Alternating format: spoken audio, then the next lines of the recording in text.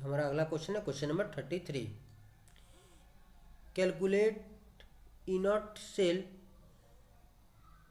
For the following reaction at 298 Kelvin. तो हमारा एक रिएक्शन दिया हुआ है और सेल का ईएमएफ दिया हुआ है और लॉग के वैल्यू भी दिए हुए हैं।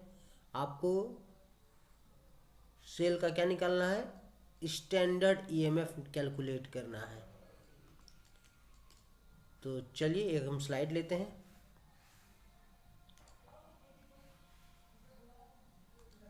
पहले हम देख लेते हैं कि यहाँ पर नंबर ऑफ इलेक्ट्रॉन लॉस और गेन कितना हो रहा है। तो क्रोमियम पे Cr से 3+, 3 का लॉस लेकिन 2 Cr है, तो 6 लॉस हो रहा है और आयरन 6 गेन कर रहा है। तो नंबर ऑफ इलेक्ट्रॉन लॉस या गेन 6 यानी n का वैल्यू 6 है। और Cr 3+ बन रहा है और Fe 3+2+ बन रहा है। 3+ Fe2+ से Fe बन रहा है। तो सबसे पहले हमें ईएमएफ सेल का फॉर्मूला लिखना होगा। EMF of cell equal to E nought cell minus 0.059 by n log Q। तो हमें पहले Q का वैल्यू फाइंड करना होगा। तो Q का वैल्यू हम कैसे लिखते हैं, तो रिएक्शन क्वोशिएंट हम लोग या इक्विलिब्रियम कांस्टेंट हम एक्सप्रेशन लिखते हैं, उसी तरह हमको Q का वैल्यू लिखना है। तो यहाँ पर जो है आपका Cr जो है कंसंट्रेशन ऑफ Cr3+, जो कोफिशिएंट होगा वो पावर बन जाएगा 2 bye concentration of Fe3+ Fe2+ का स्क्वायर, सॉरी Q। तो Q का वैल्यू आया कंसंट्रेशन ऑफ Cr3+ पे पावर 2 और कंसंट्रेशन ऑफ Fe2+ पे पावर 3। तो अगर हम इनका वैल्यू रख दे Cr3+ का 0.01 का स्क्वायर है, तो हम 2 बार लिख सकते हैं 0.01। और Fe3+ का कंसंट्रेशन कितना है 0.01। 0.01 कितना बार लिखना होगा हमें 3 बार लिखना होगा क्योंकि Q है 0.01। तो यहाँ पर 2 कैंसिल आउट हो जाएगा, तो ये 0.1 ऊपर जाएगा, 0.01 ऊपर जाएगा तो क्या आएगा 100। तो Q का जो वैल्यू आया हमारा वो क्या आया 100 आया। आइए अब हम स्लाइड लेकर के इसे सॉल्व करते हैं।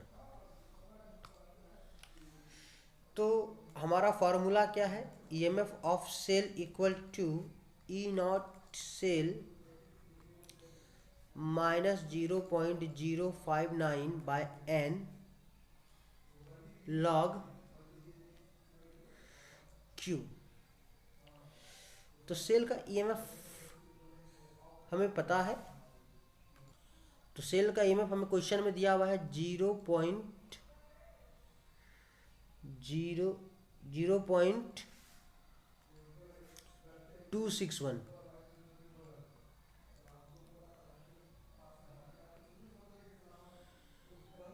ई नॉट सेल हमें निकालना होगा, कैलकुलेट करना होगा 0.059 बाय n। n को आप क्या मान लोगे 6 मान लोगे। log Q का वैल्यू जो आया वो 100 आया। तो 0.26 को 1 ई नॉट सेल माइनस इसको 0.059 को हम थोड़े समय के लिए 0.6 मान लेते हैं, 6 से डिवाइड कर देते हैं। log 100 बराबर क्या होता है log 10⁻²। तो ये जो है log 100 इक्वल टू हो जाता है 2। तो 0.261 equal to E nought cell 0.01 into 2, 0.261 standard EMF of cell minus 0.02। तो अगर हम स्टैंडर्ड ईएमएफ निकालें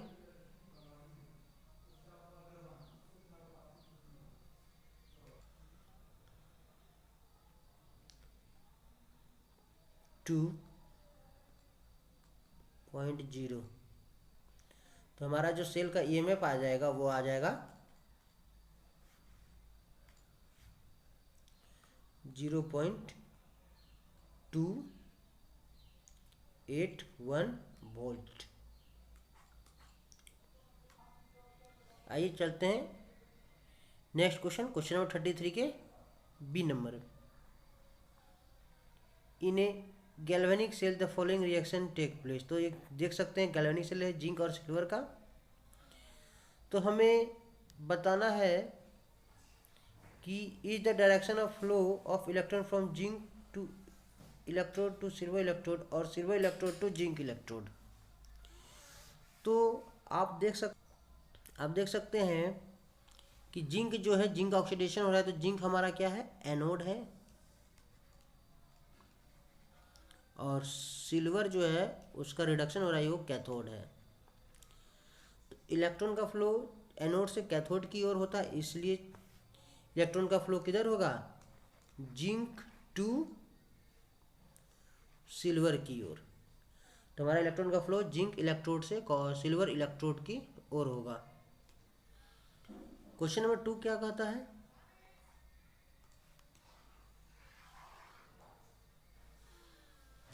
How will the concentration of zinc ion and Ag plus ion be affected when the cell function? जब cell काम करेगा तो zinc ion और Ag plus ion, तो जिंक रोड सॉल्यूशन से क्या होता है, जिंक रोड धीरे धीरे वेट लॉस होता है, यानी Zn2 प्लस आयन बनता है। तो Zn2 प्लस आयन का कंसंट्रेशन खत्म होगा, जिंक का ऑक्सीडेशन होकर जिंक आयन बनता है, और कैथोड में क्या होता है, कॉपर आयन इलेक्ट्रॉन गेन करके क्या बन जाता है,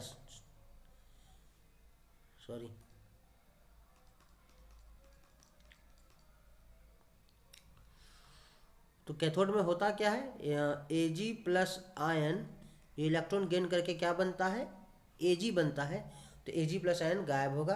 तो इस तरह से हम कह सकते हैं जिंक आयन का कंसंट्रेशन क्या होगा, इंक्रीज होगा, और Ag प्लस आयन का जो कंसंट्रेशन है वो क्या होगा, डिक्रीज होगा। When acidulated water dilutes sulfuric acid solution is electrolyte, will the pH of the solution be affected? Justify your answer। तो अगर हम एसिडुलेटेड वाटर या डाइल्यूट सल्फ्यूरिक एसिड के सॉल्यूशन को अगर हम क्या करते हैं, इलेक्ट्रोलिसिस करवाते हैं, तो उसका जो पीएच है वो चेंज नहीं होगा, पीएच विल रिमेन सेम। तो पीएच सेम ही रहेगा, पीएच चेंज नहीं होगा। कारण है एसिडुलेटेड वाटर का हम इलेक्ट्रोलिसिस करवाएंगे तो एक्चुअली एनोड में क्या होगा, ऑक्सीडेशन होगा। एनोड में ऑक्सीडेशन किसका होगा, वाटर का होगा। अगर वाटर का ऑक्सीडेशन करवाएंगे तो वाटर का ऑक्सीडेशन कराने पे हमें मिलेगा O2 4H+, 4 इलेक्ट्रॉन वो लॉस करेगा, और कैथोड में होगा क्या, तो कैथोड में क्या होगा, तो ये जो H+ आयन है वो इलेक्ट्रॉन गेन करेंगे, तो क्या बन जाएंगे, हाइड्रोजन बनेंगे। तो कैथोड से हाइड्रोजन गैस का रिमूवल होगा, एनोड से ऑक्सीजन गैस का रिमूवल होगा। तो यहाँ से देख रहे हैं जो H+ आयन वाटर से निकल रहे हैं, वही H+ आयन क्या हो रहा है, कैथोड में जाकर के रिड्यूस हो रहे हैं। तो यहाँ पर H+ आयन चेंज नहीं हो रहा है, इसलिए कंसंट्रेशन जो है H+ आयन का चेंज नहीं होगा, तो हम कह सकते हैं pH चेंज नहीं होगा, pH क्या रह जाएगा, सेम रह जाएगा।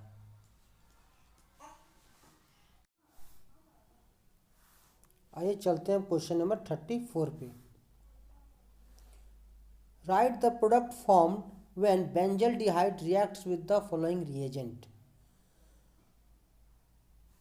जब बेंजल्डिहाइड इन रिएजेंट के साथ रिएक्ट करता है तो क्या प्रोडक्ट देगा, तो हमें बेंजल्डिहाइड का रिएक्शन बताना है। तो सबसे पहला क्वेश्चन है, अगर बेंजल्डिहाइड CH3CHO के साथ रिएक्शन करे किसके प्रेजेंस में, डाइल्यूट NaOH के प्रेजेंस में, तो क्या होगा। तो ये जो रिएक्शन है, एक बेंजल्डिहाइड और दूसरा है एसिटल्डिहाइड, इथेनॉल है।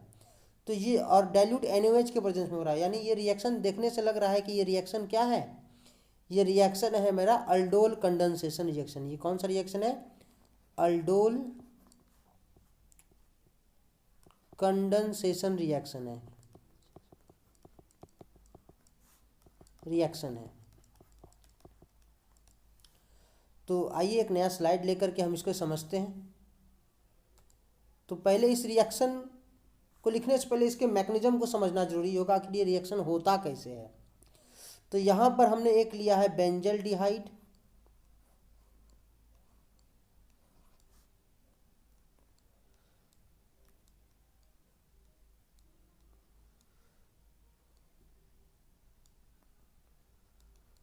ये बेंजल्डिहाइड है हमारा, प्लस यहाँ पर है इथेनॉल CHO, अल्डिहाइड ग्रुप। होता क्या है, किसके प्रेजेंस में करवाना है, डाइल्यूट NaOH के प्रेजेंस में करवा रहे हैं रिएक्शन। तो पहले हमें समझना होगा कि यहाँ जो रिएक्शन है लिया गया है NaOH। तो NaOH क्या है एक्चुअली में, ये जो NaOH है वो क्या देगा, OH माइनस, ये क्या देगा, OH माइनस, जो कि एक बेस है। और इसका अगर मैकेनिज्म पता है तो आप पता लगा सकते हैं कि ये बेस क्या करेगा। बेस क्या करता है, अल्फा हाइड्रोजन को लेता है। बेंजल्डिहाइड है ये, बेंजल्डिहाइड के पास अल्फा हाइड्रोजन नहीं है, लेकिन इसके पास 3 अल्फा हाइड्रोजन है, तो ये एक अल्फा हाइड्रोजन को लेगा। तो अगर ये एक अल्फा हाइड्रोजन को लेता है तो क्या बना लेगा, CH3CHO। इसके पास एक अल्फा हाइड्रोजन ये ले लिया, कौन ले लिया, OH माइनस ले लिया। तो ये बन जाएगा, एक न्यूक्लियोफाइल बन जाएगा। और न्यूक्लियोफाइल कहाँ अटैक करेगा, ये न्यूक्लियोफाइल जो अटैक करेगा कहाँ पर अटैक करेगा, ये न्यूक्लियोफाइल अटैक करेगा बेंजल्डिहाइड के कार्बोनाइल कार्बन पे। तो होगा क्या, जरा देखिए,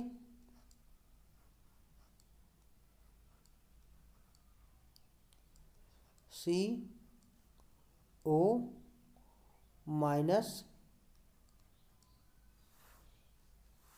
और यहाँ पर क्या लग जाएगा, ये जो इथेनॉल है, इथेनॉल का CH2 ग्रुप लग जाएगा।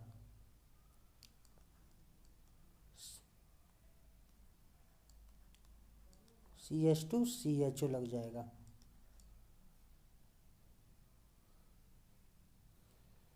अगला स्टेप में क्या होगा,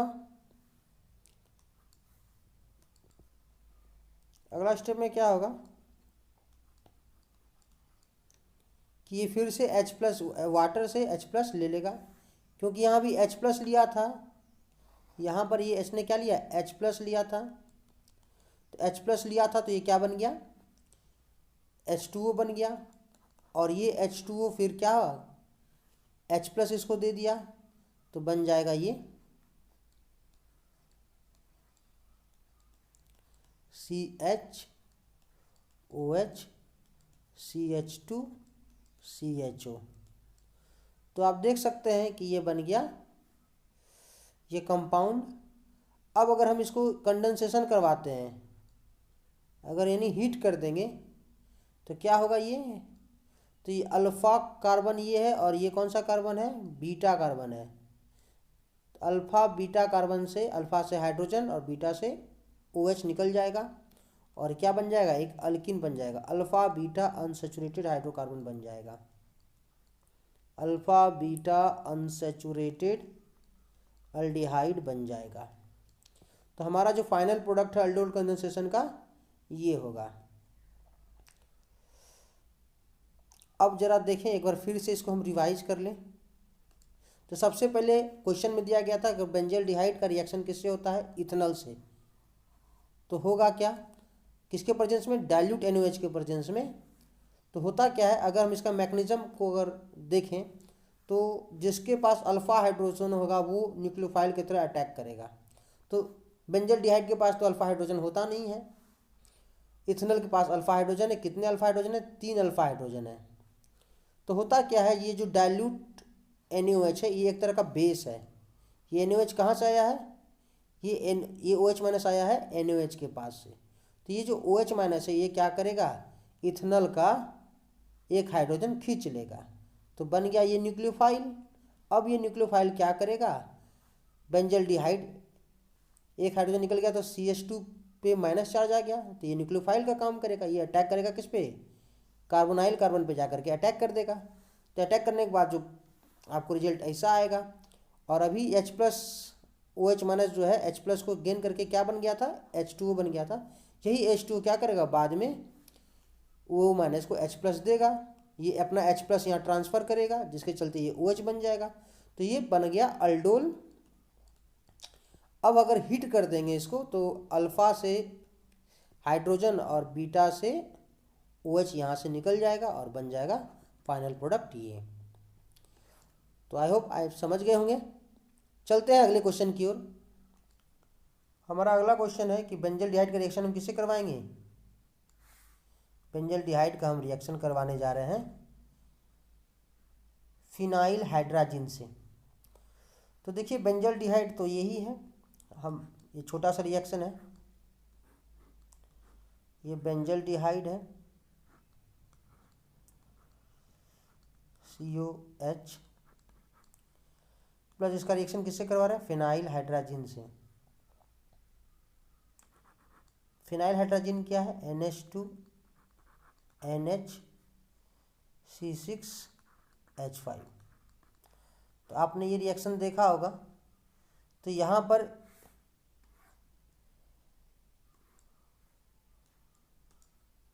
पर 2 डबल बॉन्ड ऑक्सीजन है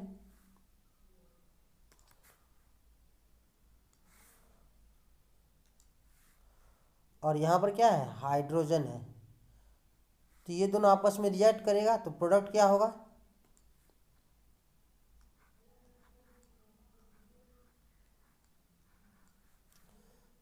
C के साथ क्या लगा हुआ है, H लगा हुआ है और डबल बॉन्ड O और हाइड्रोजन जो है, यानी हाइड्रोजन और ऑक्सीजन रिमूव हो जाएगा।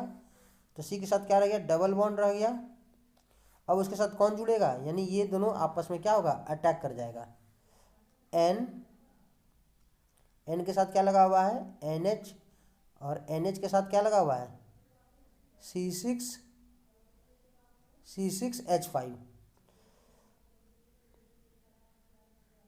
तो हम यहाँ नीचे लगा देते हैं C6H5। तो हमारा जो प्रोडक्ट होगा ये, तो हमारा जो फाइनल प्रोडक्ट है वो है CH डबल बॉन्ड NH के साथ क्या जुड़ा हुआ है, C6H5। तो हमारा ये फाइनल प्रोडक्ट होगा ये। चलते हैं अब अगला क्वेश्चन में क्या है।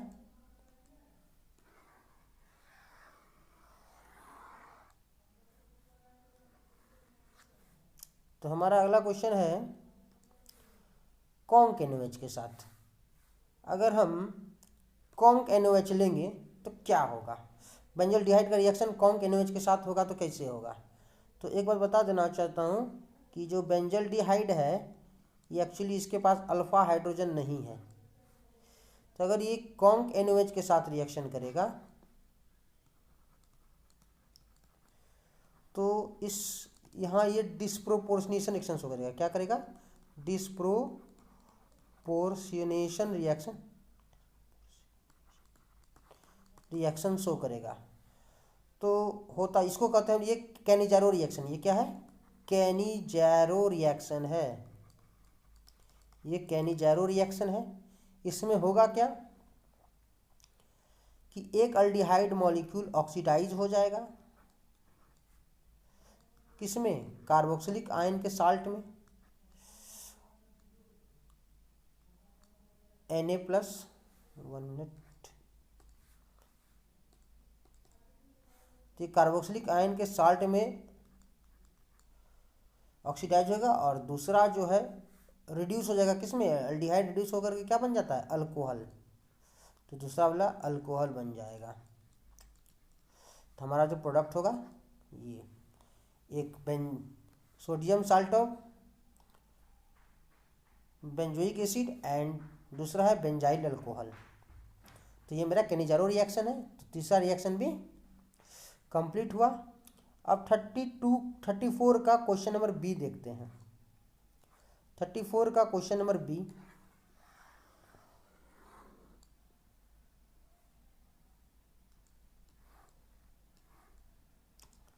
Give one simple chemical test to distinguish between the following pair of compound. तो हमें बेंजल्डिहाइड और बेंजोइक एसिड को कैसे डिस्टिंग्विश कर सकते हैं? तो एक अल्डिहाइड है और एक क्या है? बेंजोइक एसिड है, यानी एक कार्बोक्सिलिक एसिड है। तो आप एक अल्डिहाइड और कार्बोक्सिलिक एसिड को कैसे आप डिस्टिंग्विश कर सकते हो? तो हमारे पास एक से ज़्यादा टेस्ट है। तो सबसे पहला एक अल्डिहाइड है, तो अल्डिहाइड के लिए आप कौन सा टेस्ट लोगे? Tollens test. Tollens reagent test में क्या होता है? बेंजल्डिहाइड अल्डिहाइड है, इसलिए ये क्या करेगा? टॉलेंस टेस्ट को रिस्पॉन्ड करेगा। लेकिन कार्बोक्सिलिक एसिड, बेंजोइक एसिड जो है कार्बोक्सिलिक एसिड है, टॉलेंस टेस्ट को टॉलेंट एजेंट को रिड्यूस नहीं करेगा। तो पहला तो टॉलेंट टेस्ट से आप इसको डिस्टिंग्विश कर सकते हैं। दूसरा क्या है? एक अल्डिहाइड और एक एसिड है, तो आप कार्बोक्सिलिक एसिड के लिए कौन सा टेस्ट लीजिएगा? Sodium bicarbonate test. कौन सा टेस्ट लीजिएगा? सोडियम बाइकार्बोनेट टेस्ट, यानी बेकिंग सोडा टेस्ट। अगर इसमें बेकिंग सोडा डालेंगे तो अल्डिहाइड है, अल्डिहाइड सोडियम बाइकार्बोनेट के साथ रिएक्शन नहीं करेगा। लेकिन बेंजोइक एसिड के साथ अगर आप रिएक्शन करवाइएगा तो ये रिएक्शन करेगा और क्या देगा? CO2 गैस इवॉल्व करेगा। कौन सा गैस इवॉल्व करेगा? ब्रिस्क इफर्विसेंस। क्या करेगा? ब्रिस्क इफर्विसेंस ऑफ CO2 आपको प्रोड्यूस होगा। तो हम दोनों से देखते हैं। टॉलेंट एजेंट किसके लिए? अल्डिहाइड के लिए। अल्डिहाइड ये टेस्ट देगा, कार्बोक्सिलिक एसिड नहीं देगा। लेकिन सोडियम बाइकार्बोनेट टेस्ट अल्डिहाइड नहीं देगा और कार्बोक्सिलिक एसिड देगा। ठीक है। अब अगला टेस्ट देखते हैं हम लोग। तो हमारा जो अगला टेस्ट होगा वो प्रोपेनॉल और प्रोपेनोन के बीच होगा। तो प्रोपेनॉल को हम जान लेते हैं। प्रोपेनॉल क्या है? एक अल्डिहाइड है, ये एक अल्डिहाइड है और ये क्या है? प्रोपेनोन एक कीटोन है। तो अल्डिहाइड और कीटोन को कैसे डिस्टिंग्विश कर सकते हैं? तो सबसे पहला फिर से एक बार टॉलेंस रिएजेंट टेस्ट। तो पहला टेस्ट क्या लीजिएगा? Tollens reagent test. फिर से टॉलेंट रिएजेंट टेस्ट ले रहे हैं। टॉलेंट रिएजेंट टेस्ट क्या है? अल्डिहाइड आपको टॉलेंट रिएजेंट टेस्ट देगा तो प्रोपेनॉल टॉलेंट रिएजेंट टेस्ट को रिस्पॉन्ड करेगा। लेकिन प्रोपेनॉल टॉलेंट रिएजेंट टेस्ट को रिस्पॉन्ड नहीं करेगा, कोई रिएक्शन नहीं होगा। दूसरा टेस्ट है आयोडोफॉर्म टेस्ट। तो दूसरा टेस्ट है आयोडोफॉर्म टेस्ट। तो प्रोपेनॉल के पास अगर प्रोपेनॉल का फॉर्मूला देखें तो इसके पास मिथाइल ग्रुप नहीं है, इसके पास कौन सा ग्रुप है? इथाइल ग्रुप है। लेकिन प्रोपेनोन को फॉर्मूला देखें तो इसके पास कौन सा ग्रुप है? मिथाइल ग्रुप है। तो ये मिथाइल, जिसके पास मिथाइल ग्रुप होता है तो आयोडोफॉर्म टेस्ट उसके साथ देता है। तो प्रोपेनोन के पास मिथाइल ग्रुप है, इसलिए आयोडोफॉर्म टेस्ट देगा। और प्रोपेनॉल के पास CH3 ग्रुप नहीं है, इसके लिए आयोडोफॉर्म टेस्ट नहीं देगा।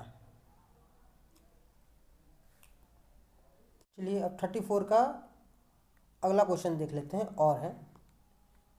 तो 34 में पहला फर्स्ट क्वेश्चन है ऑप्शनल क्वेश्चन में, an organic compound A having molecular formula C4H8O gives orange red precipitate with 2,4-DNP reagent. It does not reduce tolerant reagent but gives yellow precipitate of iodoform on heating with NaOH and I2. तो यहाँ पर अगर इस question को देखा जाए तो एक 4 कार्बन का कंपाउंड है जो कि डीएनपी टेस्ट दे रहा है। डीएनपी टेस्ट कौन देता है? अल्डिहाइड या कीटोन देता है। लेकिन अगला लाइन में क्या बोला है? It does not reduce tolerant reagent. तो अल्डिहाइड तो टॉलरेंट रिएजेंट को रिड्यूस करता है लेकिन कीटोन रिड्यूस नहीं करता, यानी बात लग रहा है कि ये जो कंपाउंड है वो कीटोन है। आगे देखते हैं, but it gives yellow precipitate of iodoform test on heating. तो देखिए यहाँ पर बात क्लियर हो गया है कि ये येलो प्रेसिपिटेट दे रहा है किसके साथ? आयोडोफॉर्म टेस्ट के साथ। तो आयोडोफॉर्म टेस्ट कब देता, कौन देता है? जिसके पास मिथाइल कीटोन हो। तो एक्चुअली में 4 कार्बन का कीटोन हो सकता है, 4 कार्बन का ये जरूर कोई कीटोन ही है जो टॉलरेंट एजेंट नहीं दे रहा है बल्कि क्या दे रहा है? आयोडोफॉर्म टेस्ट दे रहा है और डीएनपी टेस्ट दे रहा है। अब देखते हैं, compound A on reduction with sodium barium hydride gives B which undergoes dehydration reaction on heating with conc H2SO4 to form compound C, and compound C on ozonolysis gives 2 molecules of ethanol. Identify A, B, C and write the structure. तो यहाँ question जब आप starting पढ़ोगे 2 line तो यहाँ से ये स्पष्ट हुआ कि जो कंपाउंड ए है C4H8O वो डीएनपी टेस्ट दे रहा है, वो टॉलरेंट एजेंट टेस्ट नहीं दे रहा है और ये आयोडोफॉर्म टेस्ट दे रहा है।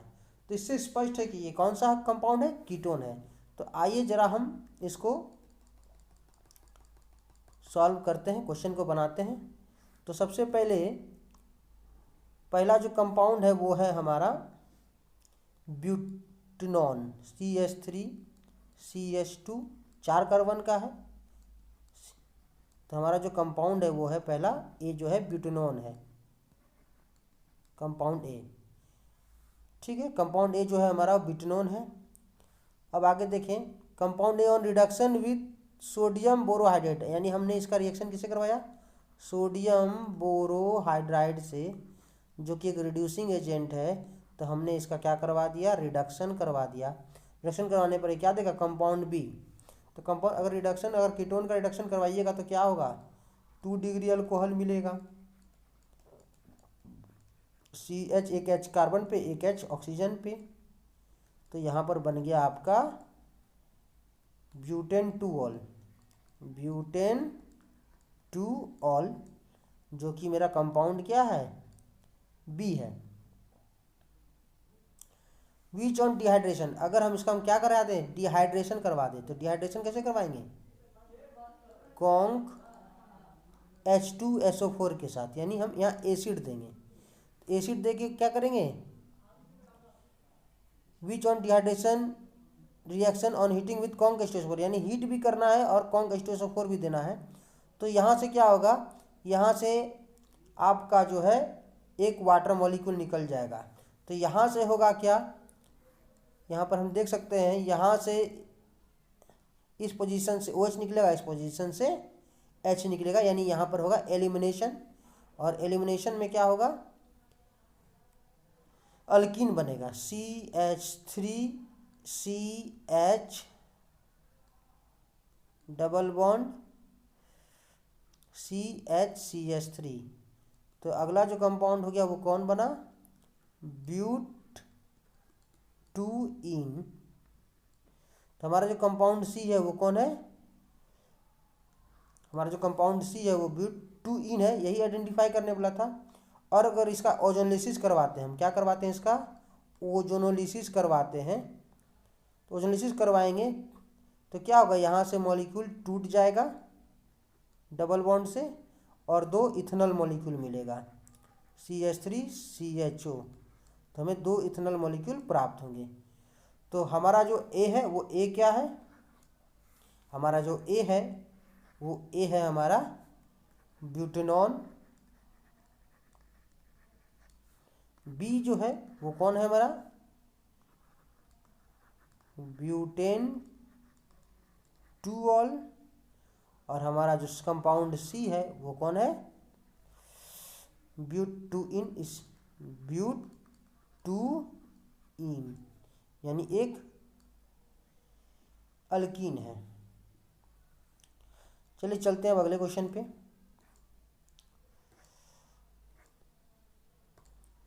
चलिए हमारा अगला क्वेश्चन है बी नंबर 34 का next question B number, aromatic carboxylic acid do not undergoes Friedel Craft reaction, give reason. तो अगर बात करें कि aromatic carboxylic acid Friedel Craft alkylation क्यों नहीं दिखाता है, तो एक्चुअली मैं दोस्तों बताना चाहता हूँ आपको कि फ्राइडल क्राफ्ट रिएक्शन का एक्चुअली होता क्या है। फ्राइडल क्राफ्ट रिएक्शन दो तरह के होते हैं, एक फ्राइडल क्राफ्ट अल्काइलेशन होता है और एक होता है फ्राइडल क्राफ्ट एसाइलेशन। तो फ्राइडल क्राफ्ट अल्काइलेशन में होता क्या है, एक अल्काइल ग्रुप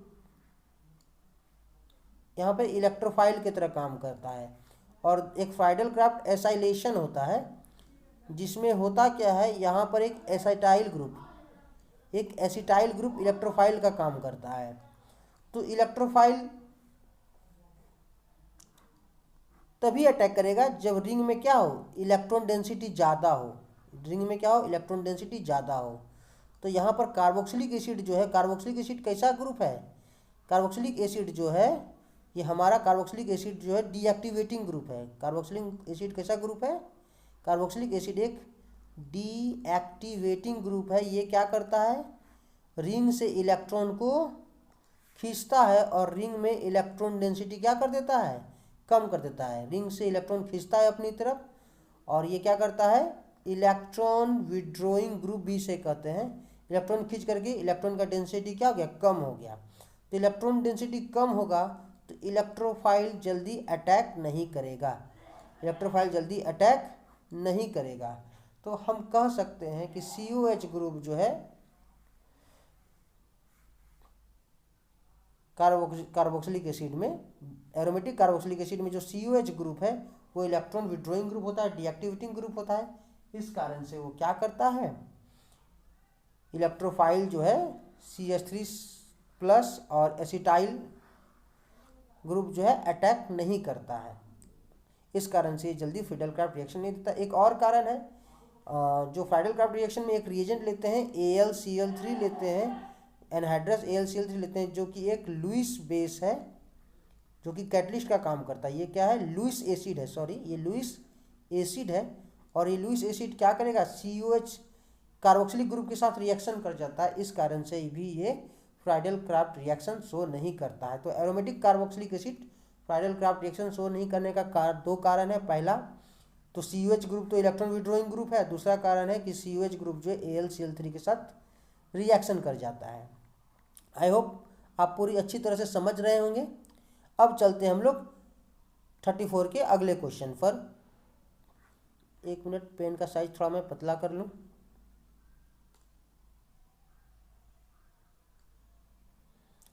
अब चलते हैं अगला क्वेश्चन। हमारा अगला क्वेश्चन क्या है, तो हमारा अगले क्वेश्चन में जो है दिया हुआ है, एक रिएक्शन दिया गया है। तो वो रिएक्शन कौन सा है, right the structure of main product of main compound A and B।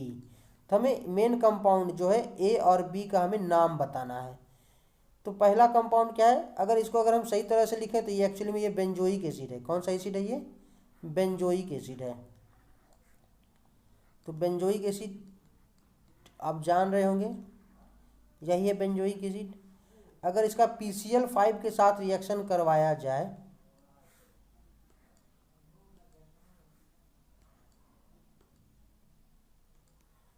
किसके साथ रिएक्शन करवाया जाए, PCl5 के साथ रिएक्शन करवाया जाए, तो PCl5 करता क्या है,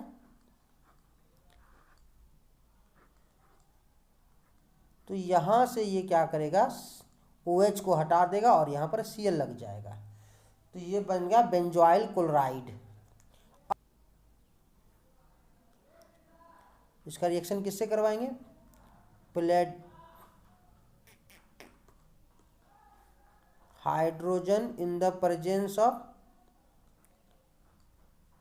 PdBaSO4 तो ये दोस्तों एक रोजनमन रिडक्शन है। कौन सा रिएक्शन है ये? रोजनमन रिडक्शन है। तो होता क्या है रोजनमन रिएक्शन में? जब आप बेंजाइल क्लोराइड लेते हैं तो यहाँ पर जो CO लगा हुआ है, CO लगा हुआ है, Cl हटेगा और इसके जगह पे एक H आ जाएगा। तो यहाँ पर क्या फॉर्म हो जाएगा? बेंजल्डिहाइड। और एक H बच गया, एक Cl बच गया, तो यहाँ पर क्या फॉर्म हो जाएगा? HCl फॉर्म हो जाएगा। तो हमारा जो मेन प्रोडक्ट है इस रिएक्शन का क्या होगा? बेंजल्डिहाइड। तो हमारा जो पहला कंपाउंड है वो क्या है? ए मेरा जो कंपाउंड है, इस कंपाउंड को ए कहेंगे और इस कंपाउंड को हम क्या कहेंगे? बी कहेंगे। तो हमारा जो पहला कंपाउंड है वो क्या है? Benzoyl chloride. तो दोस्तों ऑर्गेनिक में नाम को भी याद रखना जरूरी है, नाम लिखना भी जरूरी है। आप ऑर्गेनिक तभी अच्छा होगा जब आप सारे कंपाउंड का आप नाम जान सके। तो इस कंपाउंड को पहचानना आपको सीखना होगा। ऑर्गेनिक केमिस्ट्री आपका तभी अच्छा होगा जब आप कंपाउंड को पहचान पाइएगा। तो हमारा जो कंपाउंड है वो क्या है? Benzoyl chloride. और बी जो हमारा अगला कंपाउंड है वो क्या है? बेंजल्डिहाइड। तो ये हमारा क्वेश्चन नंबर 34 का ऑप्शनल क्वेश्चन था, वो समाप्त हुआ।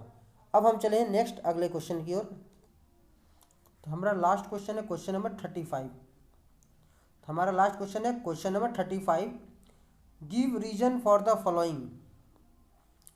Ce4+ is strong oxidising agent. तो एक्चुअली में देखा जाए ये क्वेश्चन जो है, ये Ce4+ क्या है? ये लेंथेनाइड है। ये क्या है? लेंथेनाइड है। तो सीरियम एक लेंथेनाइड एलिमेंट है। तो अगर ये स्ट्रॉन्ग ऑक्सीडाइजिंग एजेंट क्या है? ऑक्सीडाइजिंग एजेंट क्या होता है? जो दूसरे से इलेक्ट्रॉन खींच ले। तो Ce4+ अगर दूसरे से एक इलेक्ट्रॉन खींच के क्या कर लेगा? एक इलेक्ट्रॉन खींच लेगा, तो ये क्या बन जाएगा? Ce3+। तो ये एक इलेक्ट्रॉन खींचता क्यों है? यानी ये ऑक्सीडाइजिंग एजेंट का काम क्यों करता है? तो कारण है कि Ce4+ क्या है? अनस्टेबल है। ये एक इलेक्ट्रॉन ले करके खींच करके दूसरे को ऑक्सीडाइज करता है और क्या बन जाता है? स्टेबल बन जाता है। स्टेबल। तो Ce3+ जो है वो क्या है? स्टेबल है। तो इसका आंसर होगा because Ce3+ is more stable. तो पहला आंसर हो गया कि कारण कि Ce3+ जो ऑक्सीडेशन स्टेट है, प्लस ऑक्सीडेशन स्टेट है, ये ज़्यादा स्टेबल है। अगला क्वेश्चन देखा जाए। Although fluorine is more electronegative than oxygen, but the ability of oxygen to stabilise higher oxidation state of metal exceed that of fluorine. Why? तो इस क्वेश्चन हम समझाना चाहते हैं कि अगर फ्लोरीन ज़्यादा इलेक्ट्रोनेगेटिव होता है, अगर आप पीरियोडिक टेबल में देखोगे तो फ्लोरीन लेफ्ट में है, राइट में है और ऑक्सीजन उसके जस्ट पहले है। तो लेकिन इलेक्ट्रोनेगेटिविटी की बात की जाए तो फ्लोरीन की इलेक्ट्रोनेगेटिविटी ऑक्सीजन से ज़्यादा होती है। लेकिन फिर भी जो है ऑक्सीजन जो है एक बहुत ज़्यादा ऑक्सीडेशन स्टेट शो करता है, हाइयर ऑक्सीडेशन स्टेट शो करता है। आप ऑक्सीजन को +4 ऑक्सीडेशन स्टेट में भी देखे होंगे, +5 ऑक्सीडेशन स्टेट में भी देखे होंगे। लेकिन फ्लोरीन हाइयर ऑक्सीडेशन स्टेट क्यों नहीं शो करता है? क्या कारण है? तो कारण है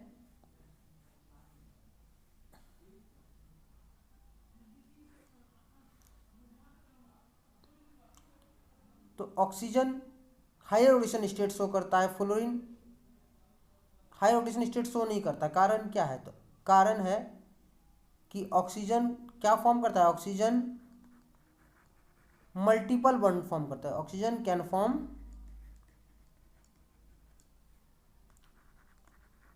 मल्टीपल बॉन्ड, डबल बॉन्ड बना सकता है। इस कारण से क्या है?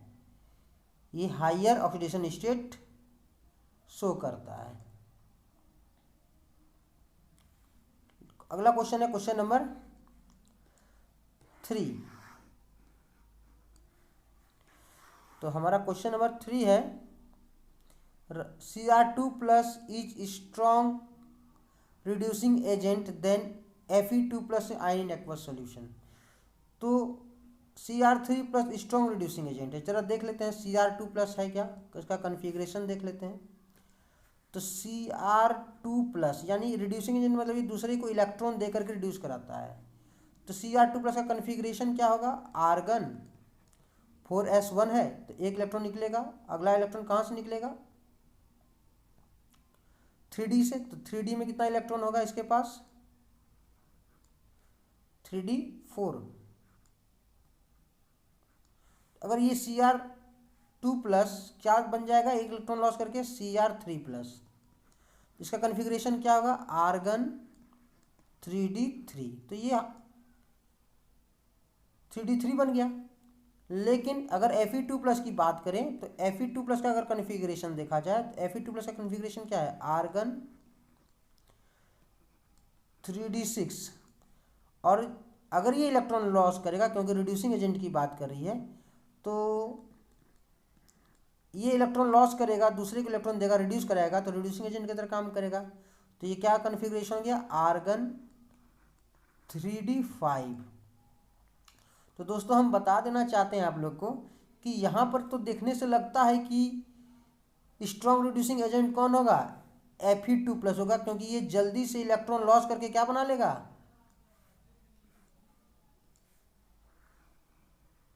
D5 कन्फिग्रेशन बना लेगा। ये क्या कौन सा कन्फिग्रेशन बना लेगा, ये D5 कन्फिग्रेशन बना लेगा। लेकिन ऐसा नहीं होगा, लेकिन ऐसा नहीं है। कारण है कि जब हम यहाँ पर बात करते हैं एक्वस सॉल्यूशन की, कौन से सॉल्यूशन की बात करते हैं हम लोग यहाँ एक्वस सॉल्यूशन की बात करते हैं। और एक्वस सॉल्यूशन में ऐसा देखा गया है कि जो है D3 is more stable then D5 configuration. तो D3 कन्फिग्रेशन ज़्यादा स्टेबल है, तो हम कह सकते हैं एक्वस सॉल्यूशन में हम कह सकते हैं कि Cr2 जो है वो क्या है Cr2 plus is strong reducing agent. तो हमारा 35 का पहला ए नंबर समाप्त हुआ। अब हम चलते हैं क्वेश्चन नंबर बी पे। तो हमारा जो क्वेश्चन नंबर बी कह रहा है वो बोल रहा है indicate the steps involve in the preparation of potassium dichromate from chromite ore. तो हमें प्रिपरेशन बताना है किसका K2Cr2O7 का, किससे क्रोमाइट ओर से। तो आइए देख लेते हैं हम लोग स्टेप इसका। तो हमें एक नया स्लाइड लेना होगा। तो देख सकते हैं दोस्तों पोटेशियम डाइक्रोमेट का प्रिपरेशन। तो सबसे पहले हम क्या करते हैं, potassium dichromate is prepared from chromate which is turn are prepared from the chrome iron. तो देखिए पहला स्टेप में हमने क्या किया है कि क्रोम आयरन लिया है और इससे हम सोडियम कार्बोनेट और ऑक्सीजन के प्रेजेंस में हम इसको क्या कर रहे हैं हीट कर रहे हैं। तो ये क्या दे रहा है सोडियम क्रोमाइट। फिर क्या हो रहा है सोडियम क्रोमेट बन रहा है। सोडियम क्रोमेट के बाद हमने इससे क्या किया, a yellow solution of sodium chromate is filtered and acidified with sulphuric acid. तो अगला स्टेप में इसको हम क्या कर रहे हैं फिल्टर करके इसको हम किससे रिएक्शन करवा रहे हैं सल्फ्यूरिक एसिड से। और इसके बाद हमें क्या प्राप्त हो रहा है ऑरेंज सोडियम डाइक्रोमेट प्राप्त हो रहा है, जो कि हम उसे क्रिस्टलाइज्ड कर लेते हैं। क्रिस्टलाइज करने के बाद हम क्या करते हैं sodium dichromate is more soluble than potassium dichromate. Sodium dichromate ज़्यादा सोल्यूबल होता है पोटेशियम डाइक्रोमेट से। तो हमें क्या करना होगा potassium dichromate is prepared by treating the solution of sodium dichromate with potassium chloride. तो हम चाहते हैं क्या कि इसको सोडियम डाइक्रोमेट को पोटेशियम डाइक्रोमेट बदलने के लिए, तो हम इसे क्या करेंगे पोटेशियम क्लोराइड से रिएक्शन करवाएंगे सोडियम क्रोमेट को। तो Na हट जाएगा और क्या आ जाएगा उसके बदले पे K आके लग जाएगा। तो हमें इस तरह से क्या प्राप्त होगा ऑरेंज क्रिस्टल प्राप्त हो जाएंगे किसके पोटेशियम डाइक्रोमेट के। और ये क्रिस्टलाइज होंगे क्योंकि ये कम सोल्यूबल होते हैं, इसीलिए हम लोग सोडियम क्रोमेट से पोटेशियम डाइक्रोमेट बनाते हैं। तो ये प्रैक्टिस सेट समाप्त हुआ। इस वीडियो को देखने के लिए तो ये प्रैक्टिस सेट समाप्त हुआ। Thank you for watching this video. Please like, comment and subscribe it.